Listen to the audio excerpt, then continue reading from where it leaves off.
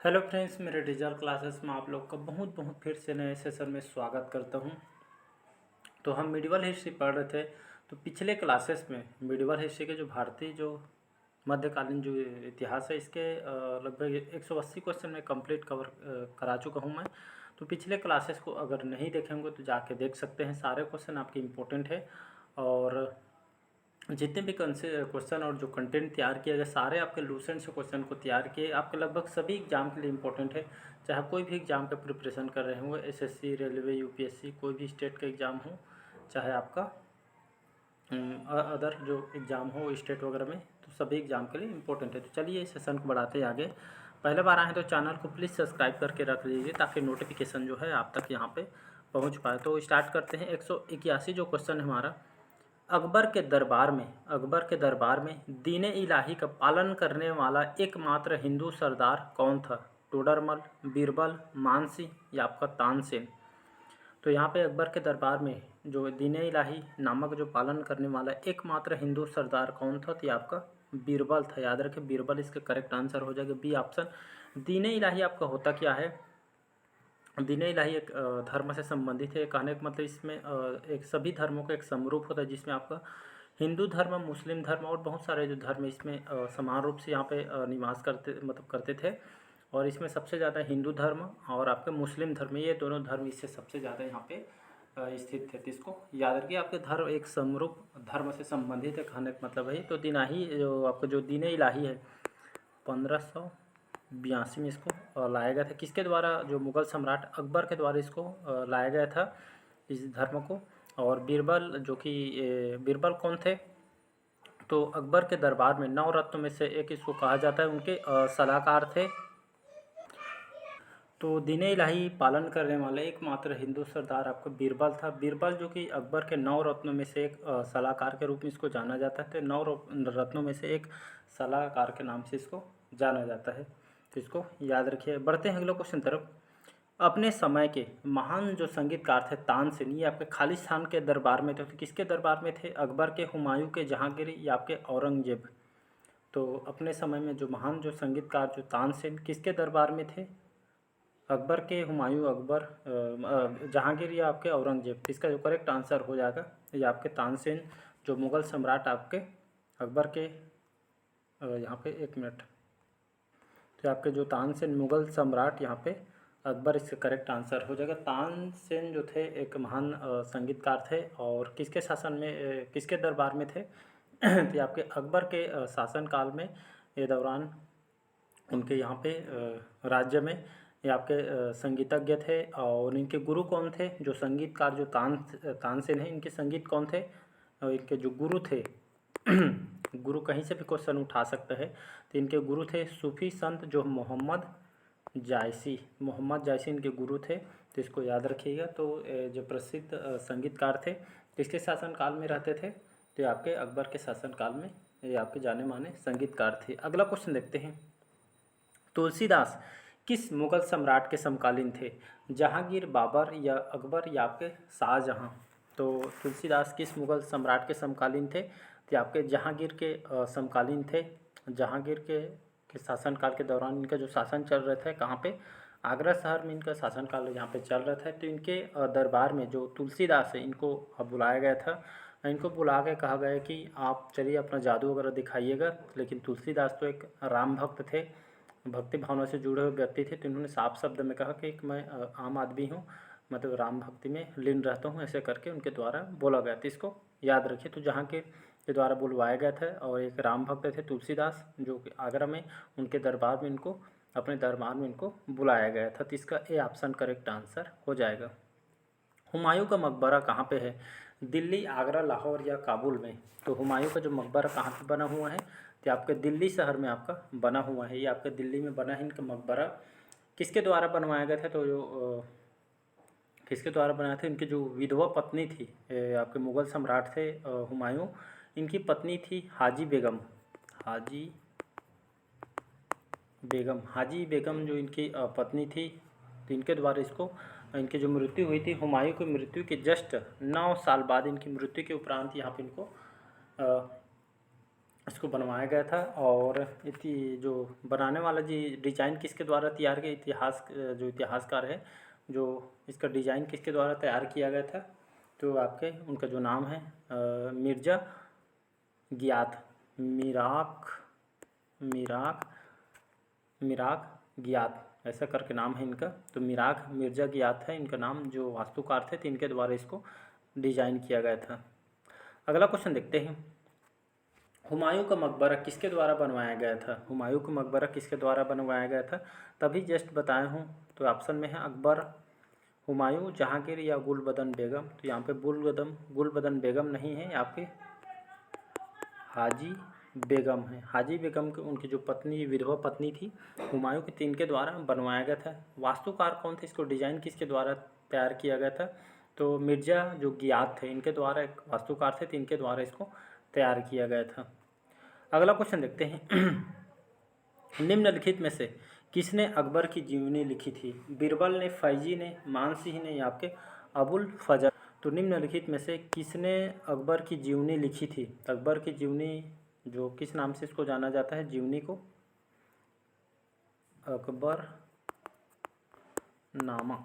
तो इस अकबर नामा के नाम से इसको जाना जाता है। और अकबर के जो शासन काल के इतिहास के बारे में इस बुक में बताया गया है। और उनके जो दरबारी कवि थे, इतिहासकार, जो उसके जीवनी को लिखी गई थी, जो लेखक भी थे और साथ ही साथ इतिहासकार थे, अबुल फजल के द्वारा इसको लिखी गई थी। तो इसका डी ऑप्शन करेक्ट आंसर हो जाएगा। अगला क्वेश्चन देखते हैं, निम्नलिखित में से किस मुगल सम्राट ने अपनी डायरी में भारतीय वनस्पतियों, साथ ही साथ जीव जंतु, ऋतुओं और फलों आदि का विशद वर्णन किया गया था? अकबर, हुमायूं, बाबर या आपके औरंगजेब। तो इसका जो करेक्ट आंसर हो जाएगा ये आपका औरंगजेब, इसका करेक्ट आंसर हो। यहाँ पे औरंगजेब नहीं, ये आपका बाबर के द्वारा, सी ऑप्शन करेक्ट आंसर हो जाएगा। तो बाबर एक प्रकृति प्रेमी थे, तो इनको द्वारा अपनी एक डायरी थी, उनके डायरी में उनको वातावरण में वनस्पतियों के बारे में, साथ ही साथ जीव जंतु, ऋतुओं और फलों आदि के बारे में यहाँ पर विशद वर्णन किया गया है बाबर के द्वारा। तो इसको याद रखिएगा। अगला क्वेश्चन देखते हैं, आगरा के निकट फतेहपुर सिकरी जो नगर है किसने बसाया था? जहांगीर ने, अकबर ने, शाहजहां ने या आपके औरंगजेब ने। तो आगरा के जो निकट जो आपका जो फतेहपुर जो सिकरी है, ये जो नगर है किसके द्वारा बसाया गया था? तो फतेहपुर सिकरी जो मुग़ल सम्राट जो अकबर के द्वारा, अकबर कौन थे? तो एक मुग़ल सम्राट था। तो ये आपके फतेहपुर सिकरी जो नगर इसके द्वारा बसाया गया था 1577 में इसको बसाया गया था। और वर्तमान में ये आपका आगरा जिला के नगर पालिका बोर्ड है, जो कि आपके उत्तर प्रदेश के अंतर्गत ये आपका आती है, यूपी में। तो इसको याद रखिएगा।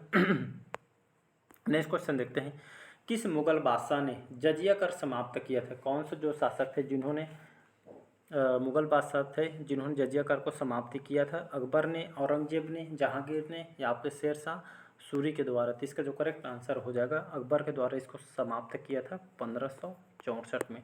तो 1564 में जो मुगल बादशाह जो जजिया कर को इनके द्वारा समाप्त किया था 1564 में। एक प्रकार का एक संपत्ति कर था जजिया कर, संपत्ति कर से संबंधित है। और इसे जो मुस्लिम राज्य में जो रहने वाले जो गैर मुस्लिम जो जनता से यहाँ पे एक तरह का कर वसूला करते थे, तो आपके वसूल किया जाता था एक गैर मुसलमानों से।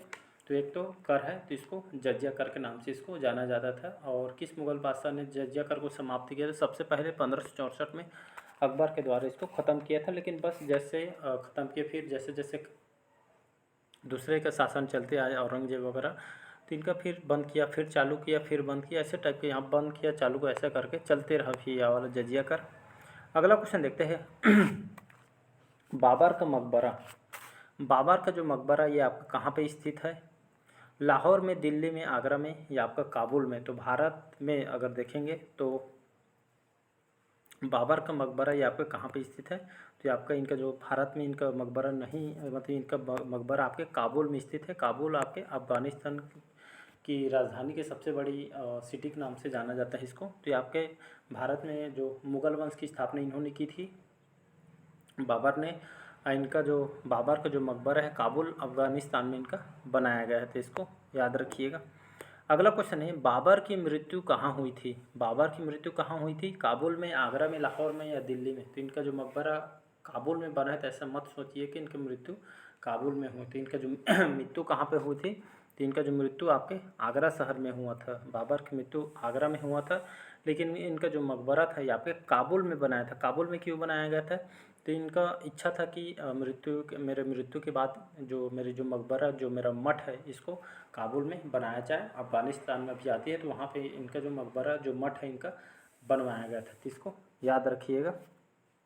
और इनका जो मृत्यु दिसंबर 1530 में इनका मृत्यु हुई थी। और आगरा की जो इनकी जो आगरा में इनकी मृत्यु हुई थी, और उनकी इच्छा अनुसार इनके जो मठ को, इनकी जो मकबरा है, इनको यहाँ पे काबुल में इनका बनाया गया था।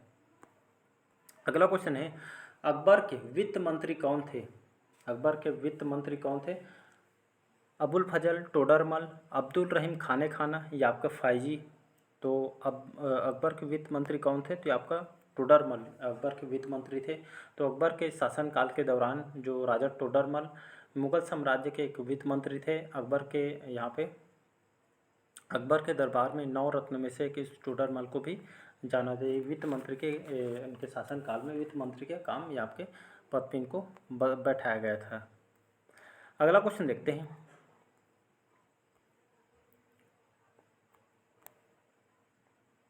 अकबर के शासनकाल के दौरान महाभारत का फारसी में अनुवाद किया गया था और इसे किस नाम से जाना जाता है?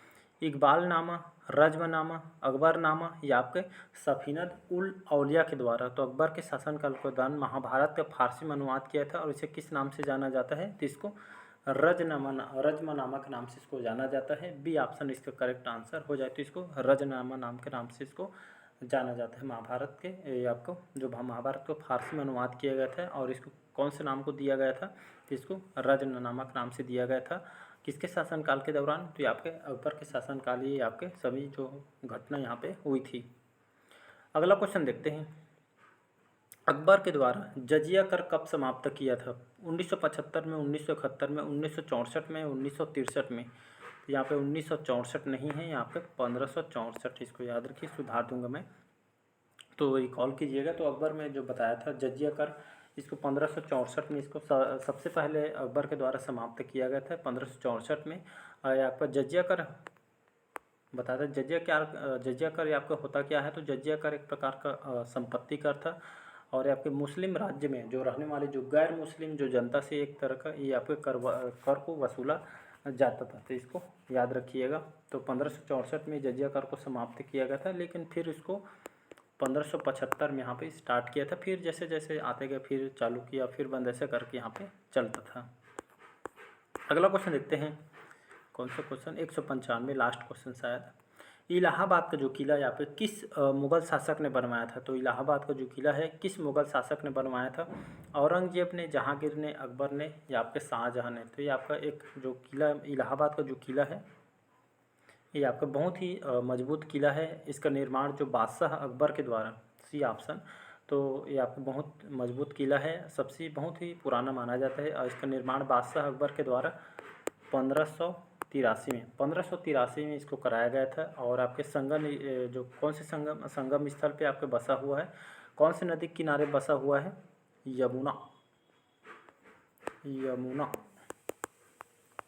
यमुना नदी के किनारे आपका ये स्थित है। तो इसको याद रखिएगा। तो चलिए आज का जो सेशन यहीं तक रखते हैं। तो कमेंट करके ज़रूर बताइए आज का सेशन कैसा लगा। पहले बार आए तो चैनल को प्लीज़ सब्सक्राइब करके रख लीजिएगा ताकि नोटिफिकेशन जो है आप तक यहाँ पे पहुँच पाए। तो चलिए मिलते हैं अगले पार्ट में। आज का सेशन यहीं तक रखते हैं। चलिए, थैंक यू।